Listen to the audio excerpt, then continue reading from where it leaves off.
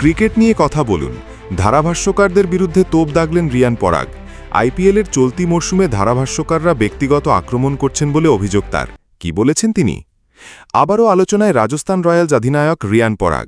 Lucknow super জায়ান্টসের বিরুদ্ধে ম্যাচের পর সরাসরি ক্ষোভ উগরে দিলেন ধারাভাষ্যকারদের বিরুদ্ধে। আইপিএলের চলতি মরশুমে ধারাভাষ্যকাররা ব্যক্তিগত আক্রমণ করছেন বলে অভিযোগ তার। হ্যামস্ট্রিং চোটের কারণে লখনৌ ম্যাচে ব্যাট করলেও ফিল্ডিং করতে পারেননি রিয়ান। প্লে অফের দৌড়ে থাকা দলের অধিনায়কের এই চোট স্বাভাবিকভাবেই চাপ বাড়িয়েছে রাজস্থান শিবিরে। সেই চাপ তার কথাতেও স্পষ্ট হয়ে ওঠে।